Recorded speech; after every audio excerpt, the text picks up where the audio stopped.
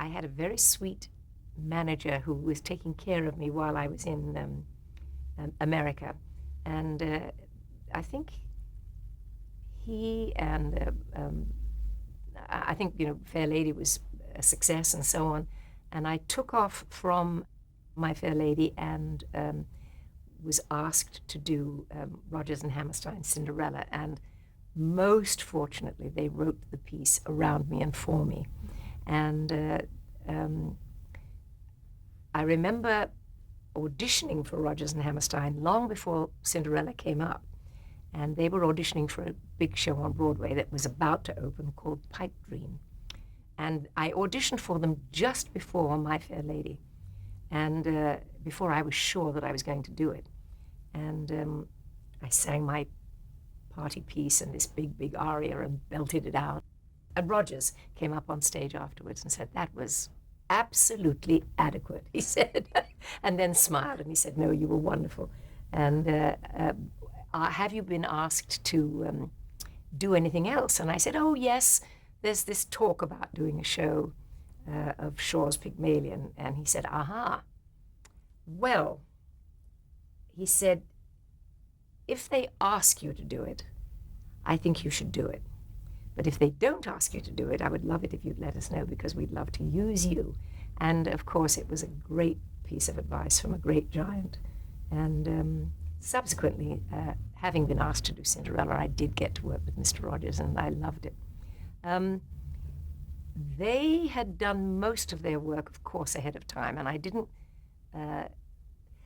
know enough in those days, and I didn't really get, because I was so busy finding out who I was. All of Broadway was an assault. All of America was a huge culture change for me, coming from little old Walton-on-Thames. And I really didn't ask the questions that I'd wish now I had asked of Mr. Rodgers. I remember, to me, he was extremely kind. I remember rehearsing with him at his grand piano in his home. And I remember them being on the set of Cinderella. The man I remember most was Oscar Hammerstein. And he was this tall man, slightly pockmarked face, this wonderful presence. And of course, I was in awe of their enormous body of work and their talent and their output.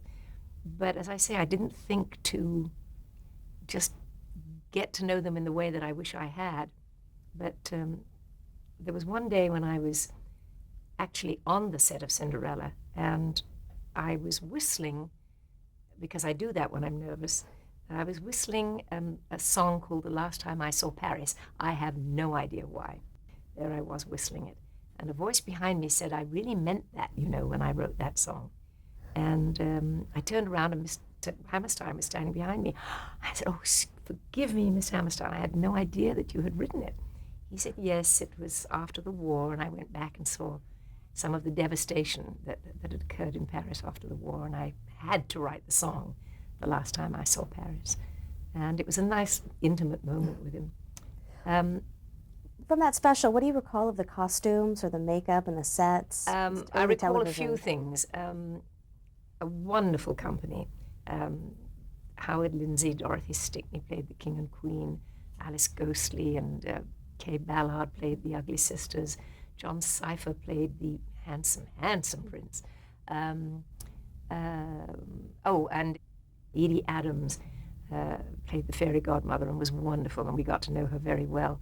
The thing that was the most terrifying was that Cinderella was going to be a live telecast, and whatever happened that night was the way it happened. And just before we went on the air, and we worked extremely hard, but just before we went on the air, some kind soul said, "You realize that probably, if we're successful, more people will see the show tonight than if you played in My Fair Lady for about 15 years. And I thought, this is not the time to be telling me that. And I kept trying to put the thought down. We had a director, Ralph Nielsen, and he wanted to direct the piece in a very simple and honest way. He didn't want to use, oddly enough, the magic of television. He didn't want to do sudden, wonderful sparkling changes and things like that. So things like the great scene change from rags to the gorgeous ball gown, literally while the camera was settled on the shoe on my foot, I was changing hair, crown, costume, everything at the top. And as the camera very slowly traveled up, I hopefully was going to be dressed by the time the camera got to my face. And there were a lot of things like that. It seemed, we could have just cut. Well, we couldn't cut actually, but we could have done something. I think that would have been easier. Anyway, that's the way it was, and it was live, and it was pretty scary. The other wonderful thing about it is that we had a very sweet floor manager, and I got to know him quite well, and obviously guiding me through all the pitfalls of where I had to be and when the camera was going to be on me and so on, and go, you're on camera. And I talked to him in the breaks and while we were rehearsing and so on. And I said, he said, I don't think I'm going to be doing this much longer.